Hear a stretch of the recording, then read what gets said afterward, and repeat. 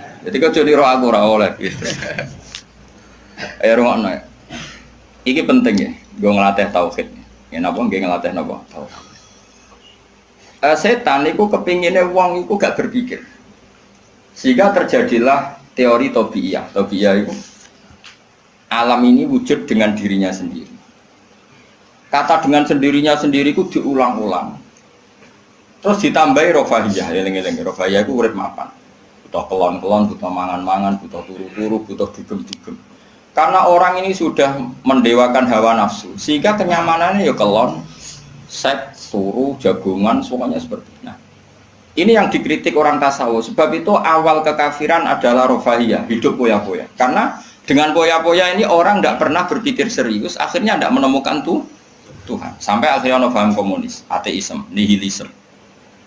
Saya itu pernah ketemu orang ateisme, tanya saya gini, Pak Bah, saya ini cara berpikir ateis. Saya mau iman, kalau Anda bisa membuktikan Tuhan itu siapa? Lalu buktinya apa kalau ada Tuhan? Terus saya bilang gini, betul Anda ingin iman? Ya, katanya. Terus saya pakai teori mantek, karena saya dulu pernah belajar mantek. Kelirunya orang Islam, ini rumah Allah, memang ini serius ya ngaji. Memang syaratnya ngaji harus mengenalkan sama Allah.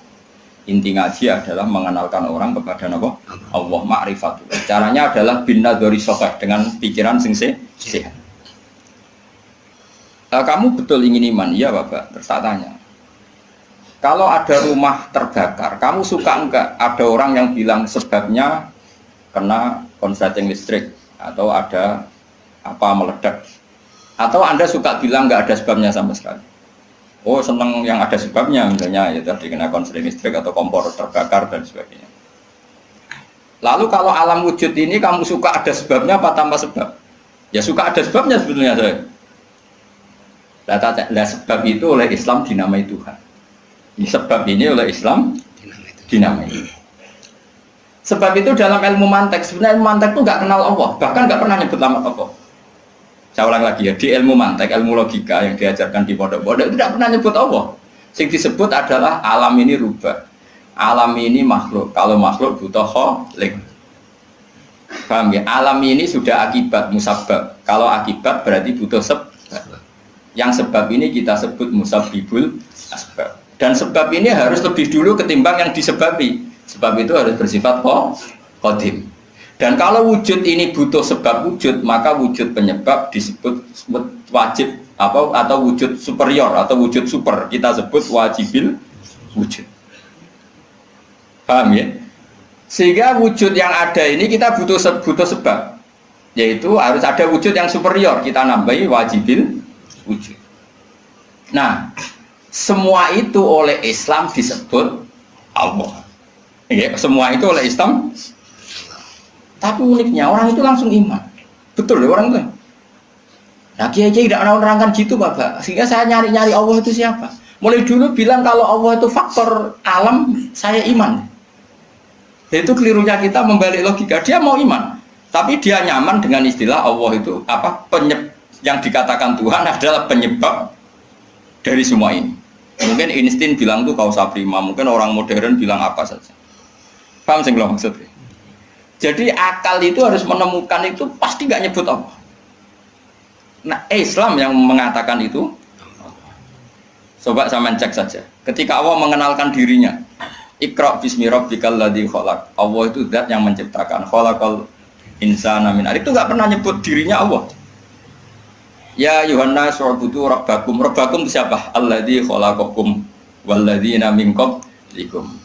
Tuhanmu itu siapa? Yang menciptakan kamu, yang menciptakan orang sebelum kamu. Sebagian ayat saya kata Allah nyembahlah saya itu siapa? Zat yang menciptakan langit bumi. Nah kemudian sifat-sifat ini oleh Islam yang punya sifat itu dinamai. Tapi kelirunya kiai-kiai kalau nerangkan langsung Allah, tentu PKI pikirannya Allah itu siapa? Padahal akal hanya punya rumus alam ini butuh penyebab. Penyebab ini kita sebut musabbibul asbab atau kausa prima atau wajibil wujud. Yang Islam secara agama menamai itu Allah. Cuma langsung Allah, langsung Allah mesti ditanyakan Allah itu siapa? Paham ya? Nah itu kelirunya kita. Kita juga ikut keliru dalam apa? Merekonstruksi apa? Bangunan apa tahu? Makanya di Quran tuh sering nyebutnya itu apa sifatnya dulu. Ini penting saya utarakan. Jadi ini penting sekali ya karena nanti sampean senajan to muridku, kalau muridnya Mbah Mun, muridnya Bapak, nanti muridnya Nabi, nanti ketemu mungkar nakir. Itu tidak bisa kecuali kamu punya kemapanan logika. Jadi taklid itu tidak bisa. Karena mungkar nakir itu kayak pegawai KPU, jadi nak takut itu tebak-tebakan. Betul. Jadi mungkar nakir itu misalnya Nabi Muhammad, dia tidak nyebut itu Nabi. Mataku fi hadzal rajul. Jadi enggak mataku fi hadzal. Yang diajarkan mudin itu formalitas standar mungkin